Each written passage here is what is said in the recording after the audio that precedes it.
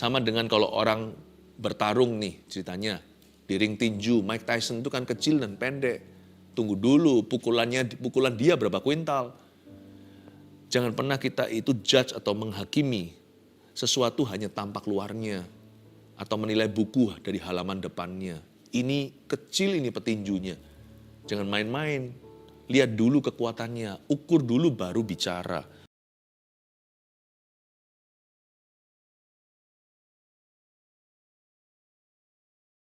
Ini siapa di ruangan sana? Ketika kami berada di hadirat-Mu, kami semua dekat dengan tahta. Tuhan, Roh-Mu hadir di sini. Jamah setiap keluarga saat teduh, tanpa kecuali. Ajari kami bukan menjadi lebih baik. Ajari kami untuk menjadi seperti Kristus dalam segala hal, dalam pikiran dan perbuatan serta perkataan. Terima kasih Tuhan. Kami serahkan hidup kami sekali lagi tangan-Mu. Sembunyikan hamba-Mu di balik salib. Demi nama Yesus. Haleluya. Amin. Wow.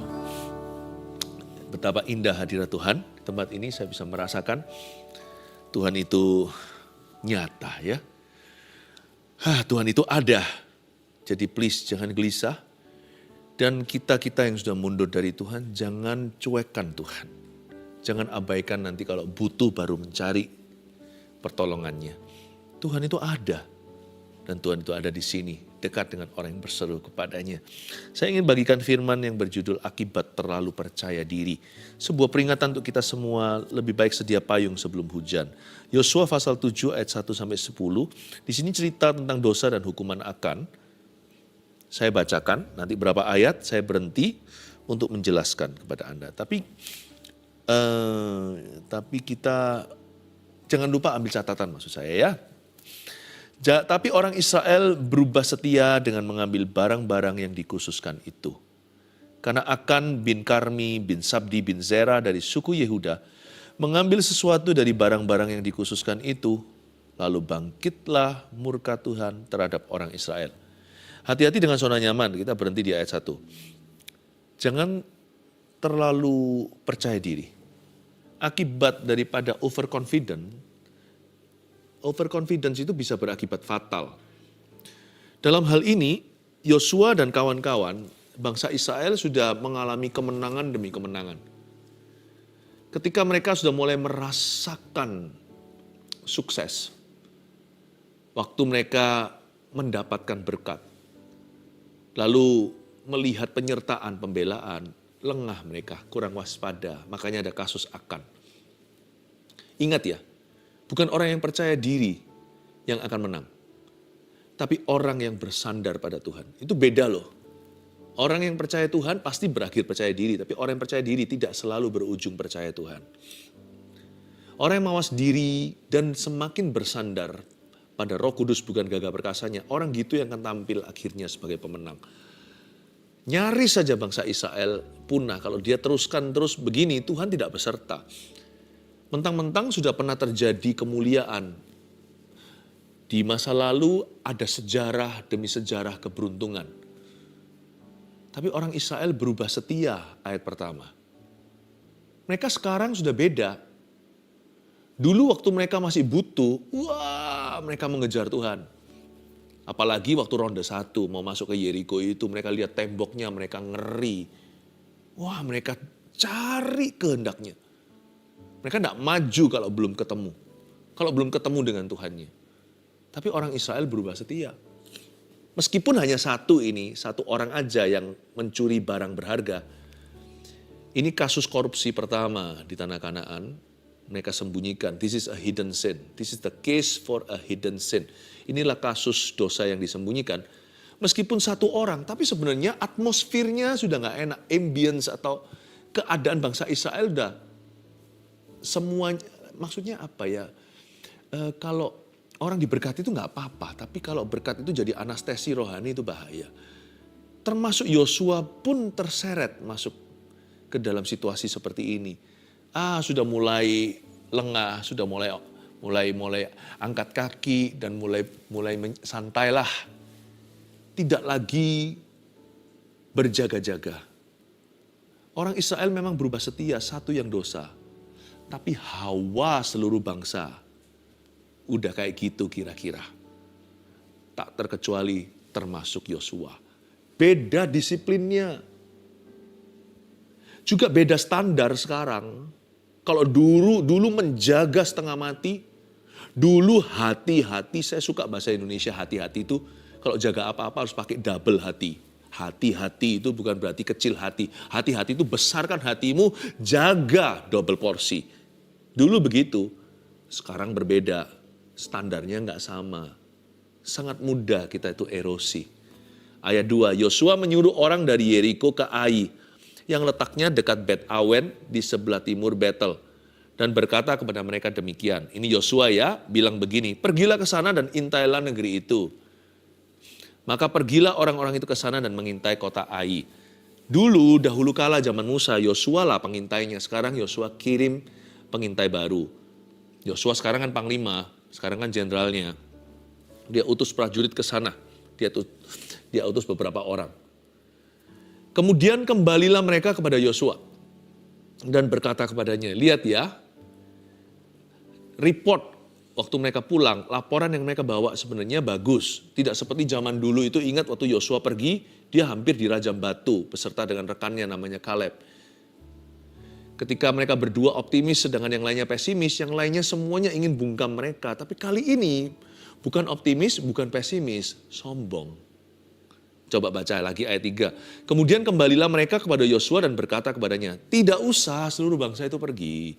Biarlah hanya kira-kira 2 atau 3 ribu orang pergi untuk menggempur Ai itu. Janganlah kau susahkan seluruh bangsa itu dengan berjalan ke sana. Sebab orang-orang yang di sana sedikit saja. Saya bisa bayangkan gaya bahasa mereka itu agak hidungnya naik ke angkasa, naik ke atas begini. Berkata, gampang.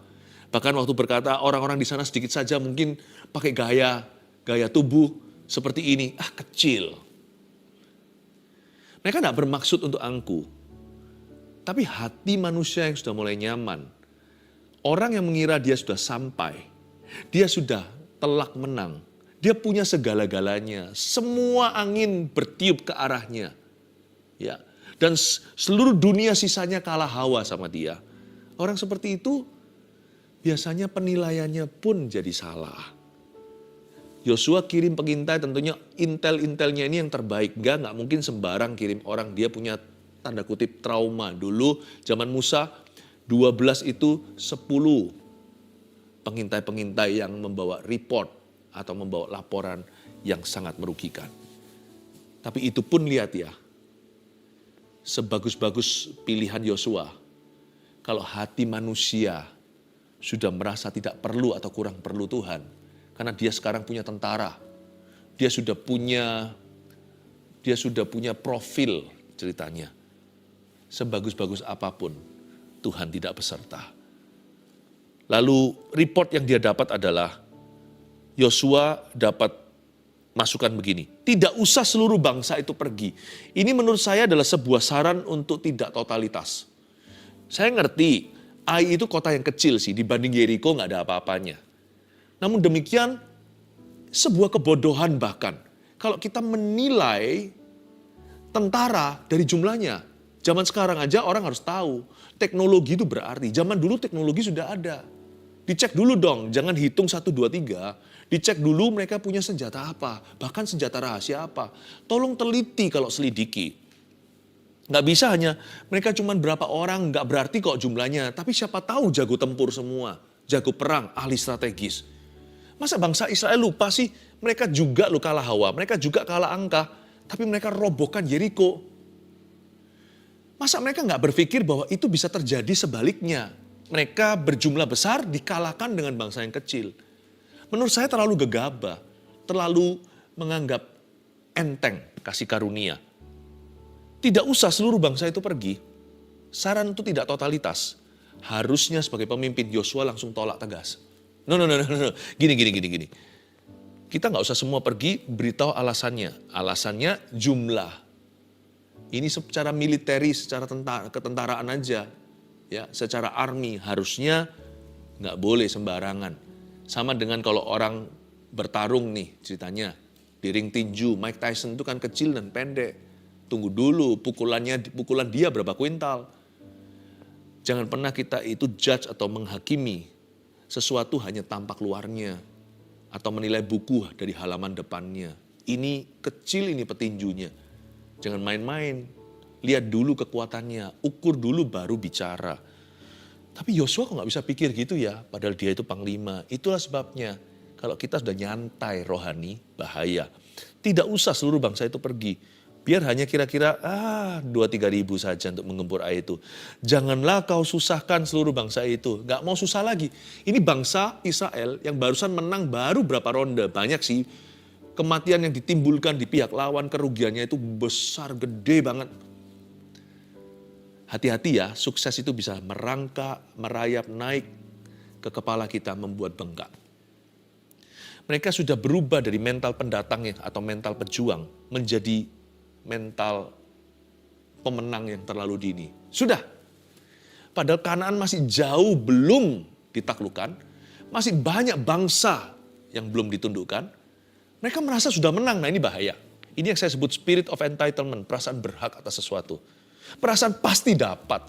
Udah itu sudah milik kita. Kami memang menuju ke sana. Nggak ada orang bisa menghalangi bahwa bahkan Tuhan pun nggak bisa tenggelamkan kapal Titanicku. Nggak bisa. Aku punya segala sesuatu. Coba bilang, saya kurang apa? Semua saya punya, koneksi. Saya punya semua. Hati-hati. Kau lihat itu matinya hanya karena satu lubang aja. Semua dilindungi, semua diasuransi. Hanya satu lubang aja, maut masuk dari situ. Kalau Tuhan mau mematikan seseorang, Tuhan tidak perlu, bahasa Jawanya, kulonwun dulu dengan orang itu. Tapi kalau Tuhan tinggikan, Tuhan juga tidak perlu permisi sama siapa-siapa. Janganlah kau susahkan. Sebaiknya kita semua mempunyai mental pendatang ya. Makanya di seluruh dunia juga sama sih, berbagai belahan bumi. Biasanya kalau orang-orang lokal, kalau tidak berbenah diri, yang datang akan melebihi. Kita sebenarnya semuanya pendatang kok, karena kita semua adalah warga kerajaan sorga. Sekalipun kita lahir di bumi, kita sudah ditebus oleh darah. Kita semua ini pendatang. Hanyalah lalu melalui kehidupan ini, masuk pada kekekalan. Jangan settle. Anak manusia tidak punya tempat meletakkan kepala, itu berarti tidak ada yang namanya pensiun rohani, pensiun iman. Posisi kita bisa berubah dalam profesi. Tapi hati tetap harus maju dalam Kristus. Hati tetap harus berjaga-jaga dan waspada. Setan tidak jatuhkan Anda dan saya di kilometer ke-10. Dia menunggu nanti waktu kita sudah santai di kilometer 999. Jatuh di kilometer ke-1000. Tidak bisa tidak, kalau mau sama Kristus itu setia sampai mati. Mau memupuk kerohanian itu harus terus sampai meninggal dunia. Siapa di sini mulai kendor? Coba. Dahulu sungguh-sungguh saat teduh pribadi, bahkan Rabu Sabtu. Sekarang bisa ya, bisa tidak. Maybe yes, maybe no. Apakah sudah selesai kita hidup? Sudah tidak adakah cita-cita? Apakah tidak ada lagi yang kita mau capai di depan? Mengapa kita kendor, kerajinan? Akibat terlalu percaya diri. Kalau mau percaya diri, mungkin saya juga bisa percaya diri. Karena saya sudah punya banyak pengalaman dengan Tuhan Yesus. Tapi pengalaman tidak menjamin. Janganlah kau susahkan seluruh bangsa itu dengan berjalan ke sana. Udah gak mau susah. Udah gak mau bayar harga. Udah gak mau puasa. Gak mau luangkan waktu dengan Yesus. Tidak mau melayani. Tidak mau ini, tidak mau itu. Sebab orang-orang di sana sedikit saja. Inilah over PD, mengecilkan lawan. Mari kita lihat akibatnya ayat 4. Maka berangkatlah kira-kira 3.000 orang dari bangsa itu ke sana. Masih lumayan ya. Yosua nggak dengarkan yang 2.000. Mereka bilang 2 atau 3.000, Yosua kasih 3.000. Dia round up. Yosua itu masih jauh lebih, hatinya itu masih jauh lebih beres daripada yang lainnya. Tetapi mereka melarikan diri di depan orang-orang Ai. 2-3 ribu orang Israel yang gagah perkasa itu melarikan diri. Kok bisa ya? Dulu satu di antara mengalahkan 1.000 musuh. 2 berlaksa-laksa. Laksa itu artinya puluhan ribu. Wow. Kok sekarang ribuan melarikan diri? Ada apa nih ayat 5? Sebab orang-orang Ai menewaskan kira-kira 36 orang dari mereka. Kalau orang Yahudi kalah 36 zaman itu, orang Israel maksudnya. Itu big deal. Big deal. Karena masing-masing mereka itu diurapi oleh Allah. Kok bisa mati 36? Kalau mati 3.000 itu kiamat bagi mereka. Biasanya lakon mati sedikit, musuh mati banyak. Ini 36 sudah rekor buat mereka. Karena di Yeriko mungkin tidak mati satu pun, karena roboh sendiri temboknya. Sebab orang Ai menewaskan kira-kira 36 orang dari mereka. Orang-orang Israel itu dikejar dari depan pintu gerbang kota itu sampai Shebarim dan dipukul kalah di lereng. Lalu tawarlah hati bangsa itu amat sangat. Malu kan? Kalau mati 36 satu hal. Dikejar-kejar seperti anjing liar. Ini bangsa pilihan Allah. Yosua pun mengoyakkan jubahnya dan sujudlah ia dengan mukanya sampai ke tanah di depan tabut Tuhan hingga petang. Bersama dengan para tua-tua orang Israel sambil menaburkan debu di atas kepalanya seperti orang yang mengalami perkabungan. Menaburkan debu di atas kepalanya, otomatis mereka tidak makan. Dan berkatalah Yosua, protes sama Tuhan. Udah ada kata dah. Udahlah kita langsung tahu ini keluhan. Tuhanku Allah, mengapa engkau menyuruh bangsa ini menyeberangi sungai Yordan? Why? Jadi sama dengan bangsa Israel yang notabene dulu bersungut-sungut di padang gurun zamannya Musa. Mengapa engkau tuntun kami ke sini? Sekarang Yosua. Mengapa engkau menyuruh bangsa ini menyeberangi sungai Yordan supaya kami diserahkan pada orang Amori untuk dibinasakan? Mulai salah-salahkan Tuhan. Lebih baik kalau kami putuskan tadinya untuk tinggal di seberang sungai Yordan itu. Cepat sekali berbalik arah. Memang sudah berubah setia. Bukan Yosuanya, tapi hawa Israel sudah gak enak. Langsung pikirannya ke masa lalu, langsung menoleh di belakangnya. Kan lebih baik dulu, lebih enak yang lalu. Udah gak benar. Oh Tuhan, kalau udah ada kata itu mengeluh, ada kata oh Tuhan, itu sudah putus asa. Oh Tuhan, cabutlah nyawaku. Oh Tuhan, nah ini sudah mulai keputusasaan. Oh Tuhan, apakah yang akan kukatakan setelah orang Israel lari membelakangi musuhnya? Mulai yang dipedulikan adalah reputasinya. Apabila hal itu terdengar oleh orang Kanaan dan seluruh penduduk negeri ini, maka mereka akan mengepung kami dan menyelenyapkan nama kami dari bumi ini. Gini ya, gak sampai segitulah. Kita ini memang pandainya membesar-besarkan masalah. Semua kita ini suku hiperbola. 36 mati, ya sudah berkabung kita. Tapi masa sampai semua mereka punah? Kayaknya enggak ya. Lupakah bahwa Tuhan yang sama yang membelah Laut Merah. Semua bangsa Mesir mengepung. Sekarang mereka lumayan punya senjata. Dulu itu semua budak semua. Enggak bisa mendekati karena ada tiang api, tiang awan di tengah-tengah. Itu oleng semua, mereka punya kereta kuda. Oleng semua, tenggelam di lautan. Sekalipun semua Kanaan itu bangkit melawan mereka, tidakkah bisa Tuhan yang sama muncul sebagai tiang api, tiang awan? Ya sudah, gak apa-apa, mereka panik.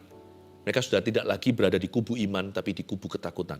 Dan apakah yang akan kau lakukan untuk memulihkan namamu yang besar itu? Loh, Tuhan kok dikritik di sini? Dan what would you do? Apa yang akan kau lakukan untuk memulihkan namamu yang besar itu? Joshua was defeated on the inside. Yosua sudah gagal, udah dikalahkan di dalamnya. Lalu lucu sekali respon Tuhan. Dari sini saya semakin mencintai Tuhan kita. Semakin bangga, semakin kagum gitu sama Tuhan kita. Tapi ya saya nggak salahkan Yosua. Kalau saya di pihak Yosua, di posisi Yosua waktu itu mungkin kita juga akan lakukan yang sama. Bukan mungkin, pasti. Makanya firman ini ditulis untuk kita. Tapi kita introspeksi lewat firman ini ya. Apakah Anda dan saya terlalu percaya diri sehingga kurang percaya dengan Tuhan, kurang bersandar?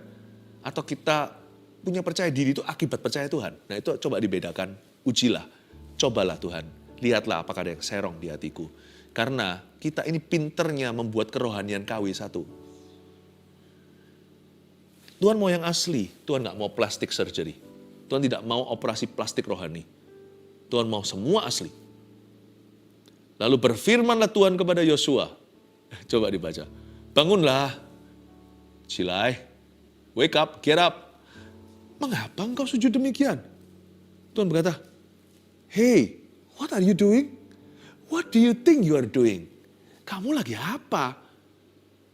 Kira-kira ginilah bahasanya Tuhan ya. Ini. Saya baca lagi ayat 10, nanti saya baca pakai cara versi saya. Lalu berfirmanlah Tuhan kepada Yosua. Ya. Kalau bahasa sehari-hari kita, lalu Tuhan ngomong begini. Bangunlah, mengapa engkau sujud demikian? Versi Alkitab kita. Versi pemahaman hati gini. Tuhan bilang begini. Yosua, apa sih? Kamu ngomong apa? Loh, kamu salah sendiri loh kok sekarang salahkan saya. Kamu salah sendiri kok salahkan Tuhan. Ngomong apa sih? Kamu tuh ngomong apa sesungguhnya? Apaan toh ini? Itu Tuhan. Bukan Tuhan nggak tahu, pura-pura nggak tahu. Tuhan berkata, ini nggak relevan buat aku. Coba kamu introspeksi, coba evaluasi. Sesuatu terjadi, orang Israel berubah setia. Someone stole what I forbidden to take. Seseorang mencuri sesuatu yang kularang untuk disimpan. Yosua tahu. Tapi kita nggak usah baca lebih lanjut gimana seorang pria bernama Akan, seorang tentara prajurit Israel masuk Kanaan, akhirnya ditemukan sebagai the culprit atau sang pelanggar firman. Saya tunjukkan beberapa kebenaran ini. Akibat terlalu percaya diri, biasanya nomor 1, Anda tulis ya, tidak seketat dulu lagi dalam menjaga kekudusan. Akibat terlalu percaya diri, kita nggak akan seketat dulu lagi dalam menjaga kekudusan. Jadi mulai oke dengan kompromi-kompromi kecil-kecilan. Coba lihat ya, dulu kita lebih menjaga. Semua kita mesti harus berkaca dan bercermin dengan Tuhan setiap hari. Karena sangat mudah untuk erosi. Nah bahayanya, erosi itu tidak terasa ketika terjadi. Dia kerasa setelah setahunan. Atau sudah tahunan itu berarti bukan lagi akut tapi sudah kronis. Kalau akut itu berat kasusnya. Tapi kronis itu lama, saking lamanya berat pun tidak terasa. Nah bahayanya tiba-tiba titik isi sendiri. Tiba-tiba apa? Tidak seketat dulu lagi dalam menjaga kekudusan. Be careful with hidden sins. Hati-hati dengan dosa yang disembunyikan. Itu, nggak ketahuan. Hari ini nggak ketahuan. Nggak ketahuan minggu depan, bulan depan. Coba simpan ikan busuk di balik bajumu. Atau simpan api di dalamnya. Tidak mungkin asap lama-kelamaan tidak keluar. Tidak seketat dulu lagi dalam menjaga kekudusan akibat terlalu percaya diri. Yang kedua, akibat terlalu percaya diri, apa? Meremehkan musuh sehingga tidak sungguh-sungguh. Inilah alasannya setiap orang yang punya toko, punya pekerjaan, pelayanan, mesti harus berbenah diri. Musuh di sini nggak tentu sungguhan musuh, tetapi persaingan sehat pun perlu dipertimbangkan. Apalagi persaingan nggak sehat. Tahukah Anda bahwa di luar sana ada banyak orang menunggu kejatuhan anak-anak dan hamba-hamba Tuhan? Ya, musuh kita itu, yang memusuhi kita mungkin orang-orang di rumah kita. Tapi musuh kita bukanlah orang-orang di rumah kita, tapi serigala. Karena kita adalah domba yang diutus ke tengah-tengahnya. Celakanya musuh seseorang adalah orang-orang di dalam rumahnya. Tapi kita jangan memusuhi, jangan menganggap mereka adalah musuh kita yang ada di rumah kita. Musuh kita sesungguhnya itu di luar sana. Orang-orang yang membenci Tuhan. Tapi jangan musuhi artinya lalu jangan berbuat jahat sama mereka. Karena senjata kita bukan dari dunia. Senjata kita adalah kasih. Senjata kita adalah doa. Dan senjata kita yang ampuh juga adalah buah-buah roh, buah-buah kebenaran, buah-buah pelayanan kita, buah-buah penyertaan. Nah itu nggak bisa disangkali. Yang itu tidak bisa di-denied. Orang tidak bisa tutup mata terhadapnya.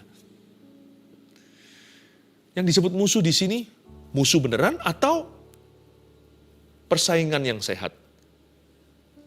Kalau enggak tidak berbenah diri, maka Anda tidak akan persiapan alias asal-asalan. Jangan kaget ya, suatu hari kita mengira bahwa kita juara satu, kita mengira bahwa kita yang terbaik. Lalu waktu kita sadar sudah terlambat, karena kita sudah dilewat. Pasti itu. Makanya itu orang yang pandai jangan merasa pintar. Tapi dia harus terus rajin belajar.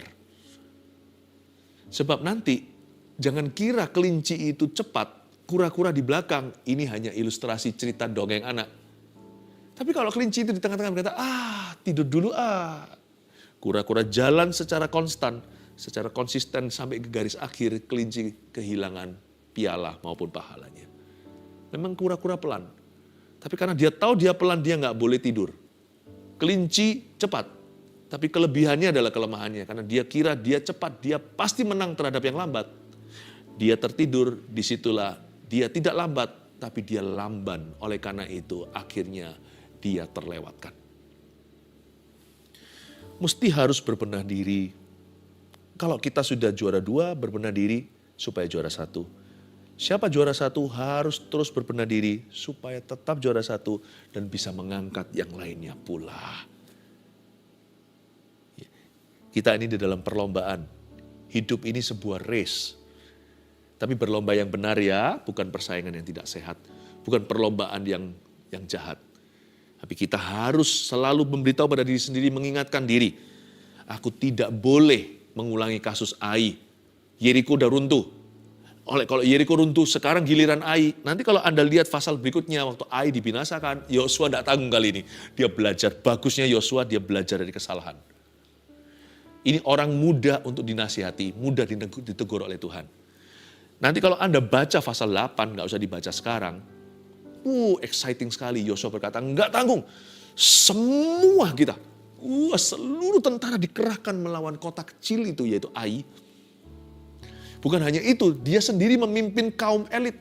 Tentara-tentara khususnya, dia pimpin sendiri. Ada cerita waktu Yosua merobohkan kota ini, menghancurkan, membumi hanguskan. Dia pakai tombaknya dan dia ulurkan ke situ.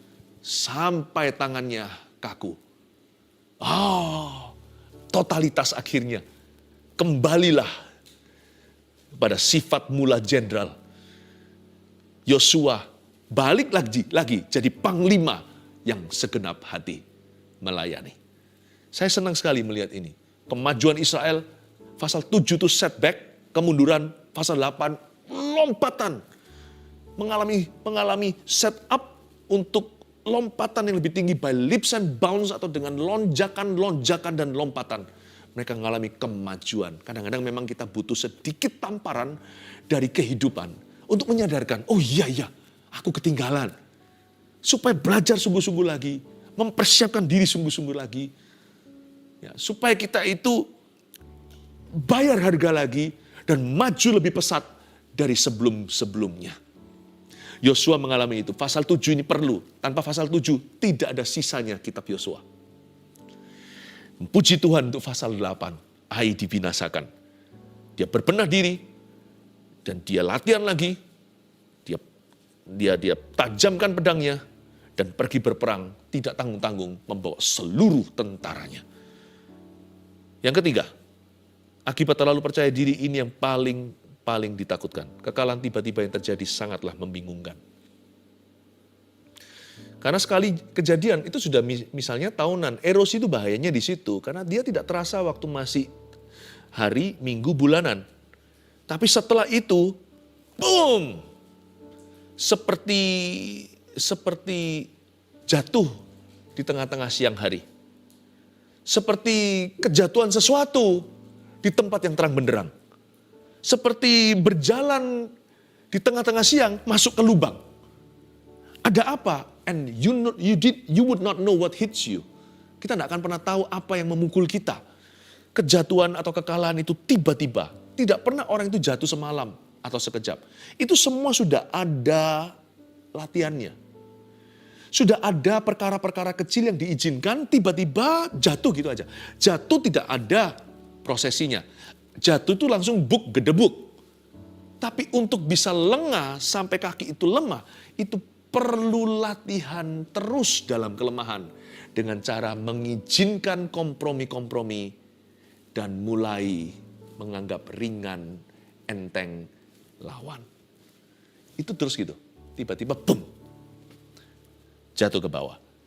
Dan waktu itu terjadi, termasuk Yosua, dia bingung sampai dia teriak-teriak sama Tuhan, sampai mengapa-mengapa, sampai pakai O, sampai pakai mengapa, why Tuhan, why Tuhan. Bahkan Yosua yang begitu brilian, yang pernah mendapat penampakan panglima bala tentara Tuhan, yang pernah mendengar suara Tuhan, jangan takut hatimu, jangan tawar hati dan sebagainya. Bukan hanya hilang tuntunan, tapi kebingungan. What? Why? Mengapa? Kok banyak koknya? Kok begini, kok begitu, kok bisa ya? Kekalahan tiba-tiba yang terjadi sangatlah memalukan, tapi lebih tepatnya sangatlah membingungkan. Ini yang jangan sampai kita izinkan, karena erosi itu pelan-pelan. 1, 2, 3. Akibat terlalu percaya diri apa? Sebagai peringatan buat kita, karena saya percaya apa yang saya sampaikan ini sebagai bentuk prevention atau pencegahan. Tapi bagi beberapa orang, ini akan menjadi kesembuhan. Sekarang Anda tahu, oh gitu ya ternyata masalahku. Supaya Anda berbalik, dengan cara yang sama Anda cari Tuhan, sukses dulu, Anda mencari Tuhan hingga mengalami kemenangan. Dengan cara yang sama Anda merendahkan hati dan bersandar pada Tuhan, sehingga Anda mendapatkan penyertaan. Sekarang kehilangan, kembali lagi ke titik awal, cari Tuhan lagi. Sembah Dia di kaki. Dan renungkan firman-Nya. Dan mendekatlah pada kuasa Roh Kudus-Nya. Dengan cara yang sama. Akibat terlalu percaya diri, 1, tidak seketat dulu dalam menjaga kekudusan. Ayo kembali ke tati. 2, meremehkan musuh sehingga tidak sungguh-sungguh. Persiapan yang baik, learn again my friend. Belajar terus. Sekalipun sudah berhenti sekolah, terus belajar dari Kristus dan orang lain. 3, kekalahan tiba-tiba yang terjadi sangatlah membingungkan. Mendingan bangun kemenangan pelan-pelan. Tidak perlu kita itu terburu-buru tergesa-gesa. Dan sampai kita mengalami kemenangan, tunggu sampai kemuliaan berikut dan kemenangan berikutnya. Jangan pernah merasa sudah mendarat, sudah sampai, sudah selesai, sudah wisuda. Terus maju, berjuang sampai akhirnya, sehingga Tuhan mendapati kita tetap setia. Haleluya. Mari kita ulurkan, angkat tangan kita, terimalah berkat dari Allah Bapa, Putra, Roh Kudus. Mulai hari ini, berjalanlah dengan rendah hati, mawas diri dan bersandar bergantung pada Roh Kudus. Pergilah membawa damai sejahtera, pulanglah membawa damai di hati. Di dalam nama Yesus, haleluya. Amin.